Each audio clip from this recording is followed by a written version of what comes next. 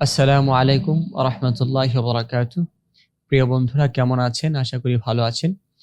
বন্ধুরা, আমরা গত ক্লাসে বা গত ভিডিওতে আমরা টাইপোগ্রাফি নিয়ে কিছু আলোচনা করেছিলাম এবং টাইপোগ্রাফির আগে আমরা লাইন, শেপ, হ্যাঁ, এগুলা বিষয় নিয়ে আলোচনা করেছিলাম। তো আজকে আমরা টাইপোগ্রাফি নিয়ে আরেকটু আলোচনা করব এবং আমাদের পরবর্তী এলিমেন্টস কালার, সেই কালারে চলে যাব ইনশাআল্লাহ। তো আমরা টাইপোগ্রাফি আমাদের 100% কোয়ালিটিফুল করতে হবে, কারণ একটা ডিজাইনের মধ্যে টাইপোগ্রাফি খুবই গুরুত্বপূর্ণ। আপনার টাইপোগ্রাফি যদি কমপ্লিটলি ধারণা না থাকে এবং টাইপোগ্রাফিকে যদি আপনি আপনার ডিজাইনের মধ্যে সুন্দরভাবে বসাতে না পারেন এবং সঠিক ফন্ট নির্বাচন না করতে পারেন, তাহলে আপনার ডিজাইনটা স্ট্যান্ডার্ড এবং ভালো লুক দেখাবে না।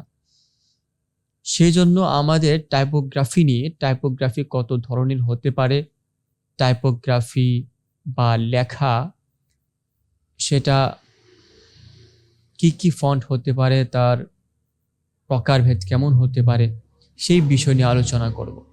এখন টাইপোগ্রাফি বলতে আমরা কি বুঝি? টাইপোগ্রাফিটা হচ্ছে যে টাইপগুলা, অর্থাৎ লেখাগুলোকে সুন্দরভাবে সঠিকভাবে সাজানোকেই বলা হয় টাইপোগ্রাফি। টাইপোগ্রাফি হচ্ছে আপনার ডিজাইনের মধ্যে যে লেখাটা থাকে বা কন্টেন্টটা থাকে, যেমন পকেট ব্যাংক, সেন্ড, এরপর হচ্ছে আপনার 5,000 টাকা ফ্রম পকেট ব্যাংক, এই যে সেন্ট মানি, এই যে লেখাগুলা, এটা হচ্ছে টাইপোগ্রাফি। এই টাইপোগ্রাফিটাকে, অর্থাৎ আপনার লেখাটাকে কত সুন্দরভাবে আপনি প্রেজেন্ট করতে পারছেন, উপস্থাপন করতে পারছেন, সেটাকে কত সুন্দর, ক্লিয়ার এবং পরিষ্কারভাবে আপনি আপনার ডিজাইনের মধ্যে বসাতে পারছেন, সেটাই হচ্ছে আপনার টাইপোগ্রাফি স্কিল। ওকে, আমরা টাইপোগ্রাফিকে ভালোভাবে জানা কেন দরকার সেটা গত ক্লাসে বলেছিলাম, তাও আজকেও বলছি।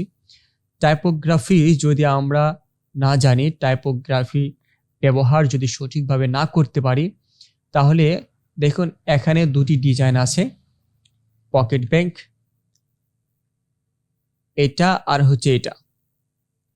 এখানে দুটি ডিজাইনের মধ্যে আমাদের সবচেয়ে স্ট্যান্ডার্ড এবং সবার কাছেই গ্রহণযোগ্য এবং সবার কাছে এটা পৌঁছতে পারবে সহজে কোন ডিজাইনটা? 100% আমাদের বাম পাশের ডিজাইনটা। ওকে, কারণ এটা সহজেই মানুষ পড়তে পারবে, সহজেই। আর এটাকে সহজেই মানুষ পড়তে পারবে না যারা স্ক্রিপ্ট ফন্ট বা সিগনেচার ফন্ট নিয়ে মোটামুটি চিনে, তারা পড়তে পারবে। আর এটা হচ্ছে সিগনেচার ফন্ট জানুক বা না জানুক, ও এটা পড়তে পারবে। তাহলে এটা কি কাস্টমার ফ্রেন্ডলি হয়েছে? হ্যাঁ, যে কোনো কাস্টমারের কাছে, যে কোনো গ্রাহকের কাছে এটা মিশে যেতে পারবে, বোঝাতে পারবে যে আমি এটা যাচ্ছি। আর এটা শুধু যারা স্ক্রিপ্ট ফন্ট বা সিগনেচার ফন্ট নিয়ে মোটামুটি জ্ঞান আছে, যে এটা এস, এটা এস, সি, হ্যাঁ, ইত্যাদি, উনিই পড়তে পারবে। ওকে, তাহলে অবশ্যই আমাদের ডিজাইনের মধ্যে টাইপোগ্রাফিটা এরকমভাবে উপস্থাপন করতে হবে যেন আমার টাইপোগ্রাফিটা বা ডিজাইনটা যে জন্য করছি সেটা যেন আমাদের ফলাফল আসে, অর্থাৎ মানুষ যেন আমার লেখাটা সহজেই পড়ে বুঝতে পারে আমি এটার মধ্যে কি চাচ্ছি। ওকে, এবং টাইপোগ্রাফিটা যদি আমরা সঠিকভাবে ব্যবহার করতে পারি, তাহলে মানুষের নজর, মানুষকে অ্যাট্রাকটিভ করতে পারি এবং মানুষকে এটার প্রতি আকর্ষিত করতে পারি। এই জন্য আমাদের টাইপোগ্রাফিটা অবশ্যই সাজানো দরকার। আমরা বলতে পারি, তাহলে মানুষকে যদি আমরা এভাবে যেমন সিম্পলি যদি দিই, তাহলে ওরা পড়তে পারে। হ্যাঁ, এটা পড়তে পারবে, কিন্তু এটাকে এত গুরুত্ব দিবে না। আমরা ডিজাইন করে যেভাবে সাজিয়েছি, এটার প্রতি ও যত আগ্রহ এবং এটার প্রতি যত ওর ইন্টারেস্ট তৈরি হবে, এটা কিন্তু এইটার ক্ষেত্রে হবে না। এই জন্য আমরা যদি টাইপোগ্রাফিটা একটু সুন্দর করে ডিজাইন করে দেই, আকর্ষিত করে দেই, তাহলে মানুষ এরা মানে পড়তে খুবই আগ্রহী হবে। ওকে, আর এইভাবে দিলে বলবে এটা কি লেখা, কি হয় না হয়, এটা মানে সিম্পল একটা জিনিস হতে পারে, বাদ দিয়ে দেবে। কিন্তু যখন ডিজাইনটা তাকে আকর্ষিত করে ফেলবে, এত সুন্দর ডিজাইন, এটা কি, এটা দেখে তো খুব ভালো লাগছে, দেখি তো কি লেখছে, তখন এটা পড়বে। সেজন্য আমাদের টাইপোগ্রাফিটাকে ডিজাইন করা, টাইপোগ্রাফিটাকে সাজিয়ে তোলা, কাস্টমারকে অ্যাট্রাকটিভ করার জন্য সেটা অনেক হেল্প করবে আমাদেরকে। ওকে, এবার চলুন আমরা টাইপোগ্রাফি নিয়ে একটু আলোচনা করি। অর্থাৎ আমাদের লেখাটা যে আমরা যে লেখি বা লেখার যে ফন্টগুলো আছে সেটা কত ধরনের হতে পারে, চলুন আমরা একটু নিয়ে আলোচনা করি। টাইপোগ্রাফি প্রথমত এখানে দুটি ভাগ আছে টাইপোগ্রাফির মধ্যে, একটা হচ্ছে টাইপফেস আর একটা হচ্ছে ফন্ট। টাইপফেস কি? টাইপফেস হচ্ছে লেখাটার স্টাইল, অর্থাৎ লেখার নাম হচ্ছে কি টাইপফেস। যেমন আমরা মাইক্রোসফট ওয়ার্ডে আমরা জানি যে ইংলিশ লেখার জন্য টাইমস নিউ রোমান দেই, এটা হচ্ছে কি টাইপফেস। তারপর সুতুনি এমজে, এটা হচ্ছে কি টাইপফেস। এবং আরও ফন্টের নাম আছে, যেমন মুনসারেট, পপিন্স, নেকচা ইত্যাদি, হ্যাঁ, রোবোটো ইত্যাদি, যে ফন্টের যে ইয়েগুলো আছে এটাকে বলা হয় কি টাইপফেস। আর আমরা যেমন টাইমস নিউ রোমান দেওয়ার পরে আমরা এই লেখাটা একটু বোল্ড করি, একটু ইটালিক করি, আর একটু চিকন করি, হ্যাঁ, ওই যে চিকন করা, বোল্ড করা, ইটালিক করা, এটা হচ্ছে কি ফন্ট। হ্যাঁ, এটা কি ফন্ট, ইটালিক, বোল্ড, পরে কি extra bold, medium bold, light, হ্যাঁ, এগুলো হচ্ছে কি রেগুলার, এগুলো হচ্ছে কি ফন্ট। আর ওই যে মূল নামটা, যেমন Arial, Montserrat, Poppins, Times New Roman, এটা হচ্ছে কি টাইপফেস। আর এটাকে যে আমরা একটু বোল্ড করি, ইটালিক করি, হ্যাঁ, তারপরে রেগুলার করি, হ্যাঁ, এটা হচ্ছে কি ফন্ট। ওকে, তাহলে আমরা বুঝতে পারলাম টাইপফেস আর ফন্টের মধ্যে পার্থক্য কি। আমাদের টাইপোগ্রাফির দুটি ভাগ, একটা হচ্ছে কি টাইপফেস আর একটি কি ফন্ট। টাইপফেস কি? টাইপফেস হচ্ছে ফন্টের যে নামটা আছে, যেমন এরিয়াল, মুনসারেত। আর ফন্ট কি? এটা কি একটু মোটা করা, চিকন করা, হ্যাঁ, একটু বাঁকা করা, এটা হচ্ছে কি ফন্ট। ওকে, এখন বেসিক টাইপফেস ক্লাসিফিকেশন। টাইপফেসের আমরা বেসিক যে পরিচিতি আছে সেই পরিচিতিগুলো একটু কি করি আলোচনা করি। ফন্ট বা টাইপফেস প্রথমত তিনটি ভাগে ভাগ করা বা তিন প্রকারের হয়ে থাকে। এক নাম্বার হচ্ছে সেরিফ, দুই নাম্বার হচ্ছে স্যান্স সেরিফ, তিন নাম্বার হচ্ছে ব্লক লেটার, চার নাম্বার হচ্ছে কি মনোস্পেসড, আর পাঁচ নাম্বার হচ্ছে কি ডিসপ্লে।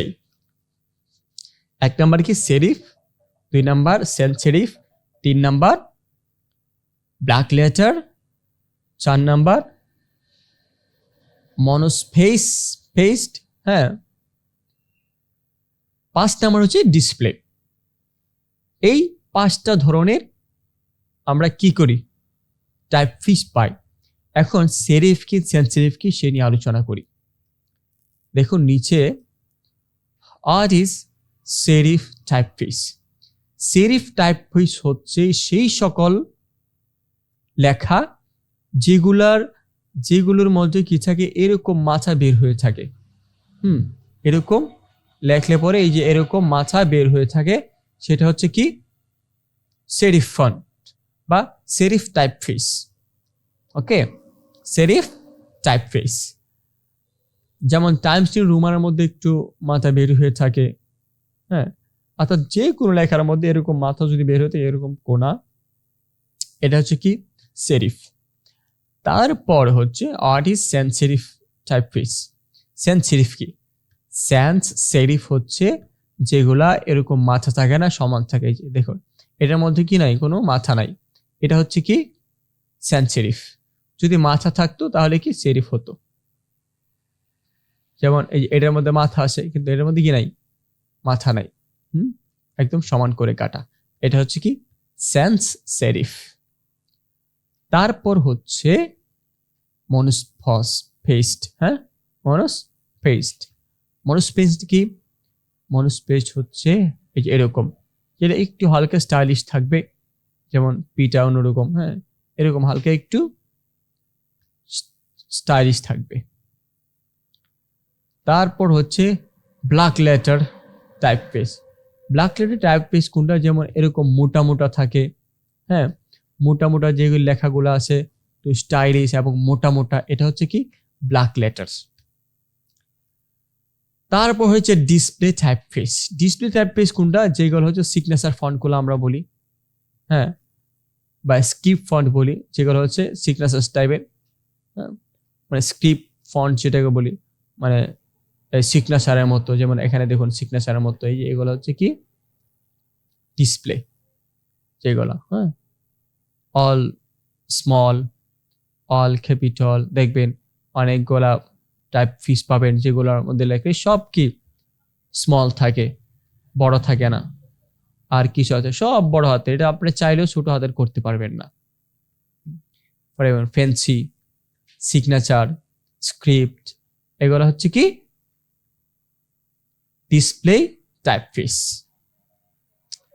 ওকে, আমরা টাইপোগ্রাফি সম্পর্কে কিছু আলোচনা করলাম, এর প্রকারভেদ বললাম, এবং এটার কয়টা ভাগ রয়েছে সেটা আলোচনা করলাম, টাইপফেস এবং কি ফন্ট। এবার আমাদের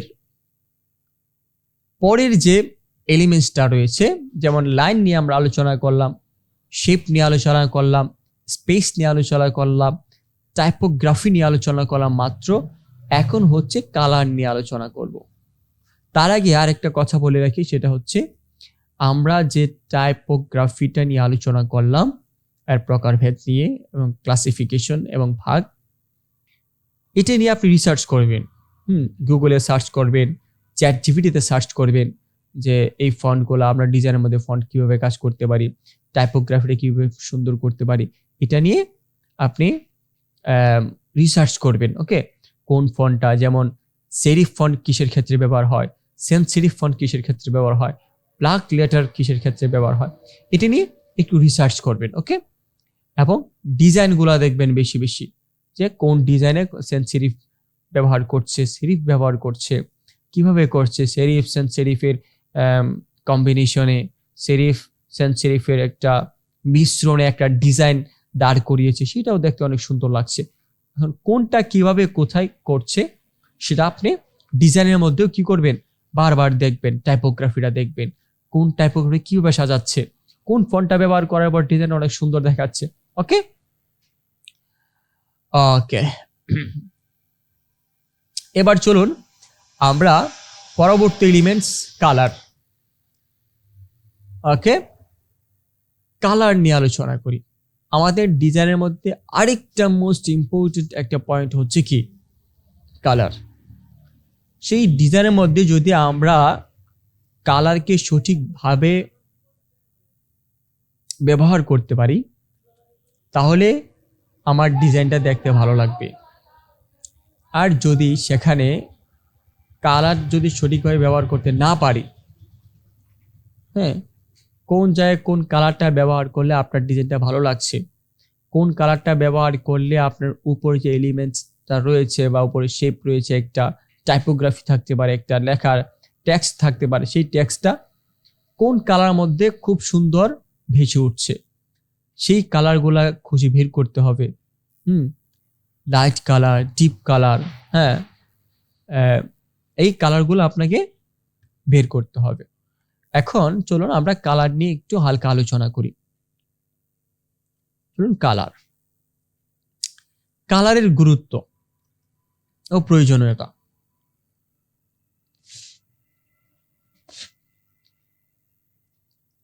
কোনো কিছুর সুন্দর করে তোলার জন্য কালার ব্যবহার করা হয়। ইউজারদের সাইকোলজি অনুযায়ী ডিজাইন করলে কালার ব্যবহার করতে হয়। যে কোনো মেসেজ দিতে কালার ব্যবহার করতে হয়। মনোযোগ আকর্ষণ করতে কালার ব্যবহার করতে হয়। অর্থাৎ এই যে ইউজারদের সাইকোলজি কি? অর্থাৎ আপনি যে ডিজাইনটা করছেন এটা কাদের জন্য করছেন, কোন শ্রেণীর লোকদের জন্য করছেন, এবং সেই শ্রেণীর লোকরা কোন কালারটা পছন্দ করে, তাদের জন্য কোন কালারটা ঠিক আছে সেই কালারটি নিয়ে আপনি ব্যবহার করেন। সাপোজ একটা কথা বলি, সেটা হচ্ছে ধরুন মেয়েরা হলুদ কালারকে বেশি পছন্দ করে। এখন আপনার ডিজাইনটা যদি মেয়েদের উদ্দেশ্য হয়, ধরুন একটা বিউটি পার্লার অথবা কোনো একটা কসমেটিক্সের একটা কিছু, তো মেয়েদের কোনো একটা ডিজাইন আপনি করলেন, সেই ডিজাইনটা যদি আপনি হলুদের মধ্যে করেন বা গোলাপির মধ্যে করেন তাহলে ওরা বেশি পছন্দ করবে, কারণ ওদের পছন্দের কালার হচ্ছে কি হলুদ এবং গোলাপির মধ্যে। অর্থাৎ যারা যেই কালারটা পছন্দ করে, যেই শ্রেণী যেই কালারটা পছন্দ করে, তাদের জন্য যদি সেই ডিজাইনটা হয় তাহলে অবশ্যই সেই ডিজাইনের মধ্যে আপনি ওই কালারটাকে ব্যবহার করার চেষ্টা করবেন। ওকে, আচ্ছা, তখন আপনার ডিজাইনটা আরো মিনিংফুল এবং অ্যাট্রাকটিভ হয়ে উঠবে, কারণ আমার পছন্দের জিনিসটা আমি আমার ডিজাইনের মধ্যে পাচ্ছি। ধরুন আমি একটা রেড কালার পছন্দ করি, রেড কালার পছন্দ করি। এখন আমার ডিজাইনের মধ্যে যদি রেড কালারটা একটু ফোকাস থাকে বা এখানে রেড কালারটার ব্যবহারটা থাকে, তাহলে আমার মনের যে চাহিদা, মনের যে পছন্দের একটা জিনিস আমি সেখানে পেয়ে ফেললাম। 100% আমার ডিজাইনটা অবশ্যই পছন্দ হবে। এবং এখানে আমি যদি পছন্দ নয় তারপরে 20% আমার পছন্দের একটা জিনিস আছে, যার কারণে 20% আমার পছন্দ হয়ে যাবে শুধু কালারের জন্য। ওকে, এবার চলুন কালার নিয়ে আলোচনা করি। কালার প্রথমত 3 প্রকার। কালার প্রথমত কত প্রকার? 3 প্রকার। যেমন বেসিক কালার, এটাকে ফান্ডামেন্টাল বলে, কি ফাউন্ডেশন বলে, অথবা প্রাইমারি কালার বলে। ফাউন্ডেশন কালার বা primary colour, basic colour, foundation colour, primary colour. এই বেসিক কালার কি ফাউন্ডেশন কালার বলে, আবার বেসিক কালার কি করে প্রাইমারি কালার বলে। এখন এই যে বেসিক কালারটা, যে কালারগুলো বেসিক কালারটা হচ্ছে যে কালারগুলো অন্য কোনো কালারের সমন্বয়ে তৈরি হয় না, বরং অন্য কালারগুলো তৈরি হয় এই কালারের সমন্বয়ে। অর্থাৎ বেসিক কালারটা হচ্ছে এরা অন্য কারো থেকে কোনো কিছু ধার করে না, এটা হচ্ছে বেসিক কালারটা, এটা মূল কালারটা। এই 3টা কালার হচ্ছে কি, মানে 1 নম্বর বেসিক কালারটা হচ্ছে যেই কালার কারো কাছ থেকে কোনো কিছু ব্যবহার করে সে কালার হয়নি, সে নিজেই কালার। ওকে, তারপর হচ্ছে 2 নাম্বার হচ্ছে সেকেন্ডারি কালার। সেকেন্ডারি কালার কি? সেকেন্ডারি কালার হচ্ছে যে কালার প্রাইমারি 2 কালারের সমন্বয়ে তৈরি। অর্থাৎ আমাদের প্রাইমারি যে কালারগুলো আছে, এখানে আমরা জানবো পরবর্তীতে প্রকারভেদ আছে, সেই 2টি কালার, প্রাইমারি কালার থেকে 2টি কালার নিয়ে একটি কালার তৈরি হয়, সেটা হচ্ছে সেকেন্ডারি কালার। ফলে টারশিয়ারি কালার হচ্ছে যেই কালার প্রাইমারি এবং সেকেন্ডারি কালারের সমন্বয়ে তৈরি হয়েছে। ধরেন প্রাইমারি থেকে আমরা একটা কালার নিলাম এবং সেকেন্ডারি থেকে একটা কালার নিলাম, সেকেন্ডারি এবং প্রাইমারি থেকে কালার 2টি কালার নিয়ে আমরা একসাথে মিশ্রণ করে আরেকটা কালার পেলাম, সেটা হচ্ছে কি টারশিয়ারি কালার। এবার চলুন প্রাইমারি কালারের প্রকারভেদ কি, মানে কত প্রকার। বেসিক এবং ফাউন্ডেশন প্রাইমারি কালার, যে কালারগুলো অন্য কোনো কালারের সমন্বয়ে তৈরি হয় না, বরং অন্য কালারগুলো তৈরি হয় এই কালারের সমন্বয়ে। প্রাইমারি কালার হলো 3টি। এই প্রাইমারি কালার কয়টি? 3টি। একটা হচ্ছে রেড, ব্লু, ইয়েলো। কি? রেড, ব্লু এবং কি ইয়েলো। রেড হচ্ছে লাল, ব্লু হচ্ছে নীল, ইয়েলো হচ্ছে হলুদ। লাল, নীল, হলুদ কালার হচ্ছে মূলত কালার, মূল কালার। এটা কারো কাছ থেকে ধার নিয়ে হয় না, ওরা নিজেরাই কালার। এটা ওকে, কি রেড, ব্লু, ইয়েলো। ওকে, এখন টারশিয়ারি কালার কত প্রকার? টারশিয়ারি কালার হচ্ছে 1 2 3 4 6 প্রকার। যেমন 1 নাম্বার, ইয়েলো প্লাস গ্রিন মিলে হচ্ছে ইয়েলো গ্রিন, অর্থাৎ এই যে ইয়েলো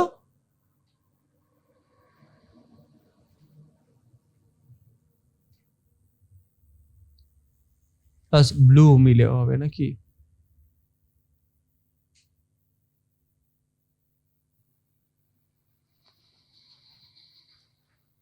সরি, এটা মানে টারশিয়ারি এসে পড়ছে আমাদের সেকেন্ডারি কালার। সরি, আচ্ছা আচ্ছা আচ্ছা, এটা 3 নাম্বার কালার। আচ্ছা, যে 2 নাম্বার কালার। হ্যাঁ, এটা হচ্ছে secondary colour.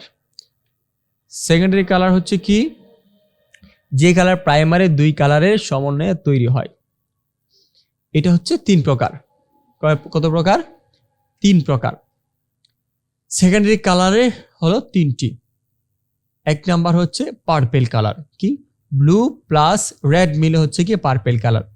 Blue plus red, blue এবং রেড মিলে হয় পার্পেল। রেড প্লাস ইয়েলো মিলে হচ্ছে অরেঞ্জ। ইয়েলো প্লাস ব্লু মিলে হচ্ছে গ্রিন। তাহলে সেকেন্ডারি কালার মধ্যে আমরা কি কি কালার পেলাম? 3টি কালার, পার্পেল, অরেঞ্জ এবং কি গ্রিন। পার্পেল তৈরি হয় ব্লু প্লাস রেড। ব্লুর সাথে রেডের যদি মিশ্রণ করি, অর্থাৎ নীল কালারের সাথে লাল কালার মিশ্রণ করলে আমরা পার্পেল কালার পাবো। লালের সাথে ইয়েলো মিশ্রণ করলে, সাদা হলুদ মিশ্রণ করলে আমরা অরেঞ্জ বা কমলা কালার পাবো।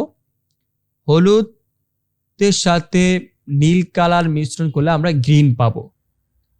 ওকে, এখন 3 নাম্বার যে কালারটা আছে টারশিয়ারি কালার, সেই টারশিয়ারি কালার আমাদের purple, orange, green, red, yellow, blue, এখান থেকে এই 6টা থেকে মিশ্রিত হয়ে এটা হয়। যেমন টারশিয়ারি কালার 1 নাম্বার হচ্ছে কি ইয়েলো গ্রিন, যেটা হচ্ছে ইয়েলো মানে হলুদ প্লাস গ্রিন কালার মিশ্রণে ইয়েলো গ্রিন তৈরি হয়। অরেঞ্জের সাথে ইয়েলো তৈরি করে আমরা ইয়েলো অরেঞ্জ তৈরি করি। রেডের সাথে অরেঞ্জ যুক্ত করে মিশ্রণ করে আমরা রেড অরেঞ্জ তৈরি করি। গ্রিনের সাথে ব্লু যুক্ত করে আমরা ব্লু গ্রিন তৈরি করি। এটা কি ব্লু গ্রিন। ওকে, এবং ব্লুর সাথে পার্পেল যুক্ত করে আমরা ব্লু পার্পেল তৈরি করি। পার্পেল প্লাস রেড, অর্থাৎ পার্পেলের সাথে রেড তৈরি করে আমরা রেড পার্পেল তৈরি করি। ওকে, এই হচ্ছে আমাদের কালারের বেসিক কিছু আলোচনা। অবশ্যই এখানে প্রত্যেকটি কালার, কোন কালারটা কি মিনিং দেয় সেটা কিন্তু বিস্তারিত আলোচনা আছে। আপনারাও সেটা রিসার্চ করবেন, গুগলে সার্চ করবেন রেড কালার কি কি কারণে ব্যবহৃত হয়, রেড কালার কিসের প্রতীক বা কোন কোন বিষয়ের জন্য রেড কালার ব্যবহার করা হয়, ব্লু কেন ব্যবহার করে, ব্লু কোন কোন সাবজেক্ট বা কোন কোন ক্ষেত্রে ব্যবহার হয়, কোন বিষয়ের জন্য ব্লু কালার, ইয়েলো কেন, ইয়েলো কালারের মানে কোন সেক্টরে ব্যবহার হয়, এই বিষয় এভাবে আপনি গুগলে চ্যাটজিপিটি সার্চ করবেন, দেখবেন প্রত্যেকটি কালারের মানে ব্যবহার কি, কোথায় কোন কালার কিসের জন্য ব্যবহার হয়, রেড কেন ব্যবহার হয়, ব্লু কেন ব্যবহার হয়, ইয়েলো কেন ব্যবহার হয়, টোটাল আলোচনা সুন্দরভাবে আপনি পেয়ে যাবেন। তো আপনারা অবশ্যই এটা সার্চ করবেন, গুগলে রিসার্চ করবেন। তারপর হচ্ছে আমরাও ইনশাল্লাহ একটা বিস্তারিত আলোচনা নিয়ে আসবো, যেখানে কালার নিয়ে বিস্তারিত আলোচনা থাকবে। তার আগে আপনারা অবশ্যই এটাকে নিয়ে মানে রিসার্চ করবেন, সার্চ করবেন গুগলে, চ্যাটজিপিটিতে। আমরা আগামী ক্লাসে আমরা আমাদের আরেকটা আসে, 1 মিনিট জানা আছে যে আলোচনাটা আমরা আগামী ক্লাসে আমরা আমাদের অ্যাডোবি ইলাস্ট্রেটর শুরু করে ফেলবো ইনশাআল্লাহ। আমরা আগামী ক্লাসে অ্যাডোবি ইলাস্ট্রেটর নিয়ে আলোচনা করব, একদম ইলাস্ট্রেটর সফটওয়্যার ঢুকে প্রবেশ করব এবং সফটওয়্যারে আলোচনা শুরু করব ইনশাআল্লাহ। তো আজকে এই পর্যন্তই, আবার দেখা হবে, কথা হবে পরবর্তী ক্লাসে বা ভিডিওতে। তো চ্যানেলটিকে সাবস্ক্রাইব করে না থাকলে অবশ্যই সাবস্ক্রাইব করে ফেলবেন। লাইক কমেন্ট করে আমাকে জানাবেন যে ভিডিওগুলো কেমন লাগছে এবং ভিডিওগুলো আপনি কি চাচ্ছেন নাকি উপকার হচ্ছে কিনা, অবশ্যই জানাবেন। আসসালামু আলাইকুম ওয়া রাহমাতুল্লাহ।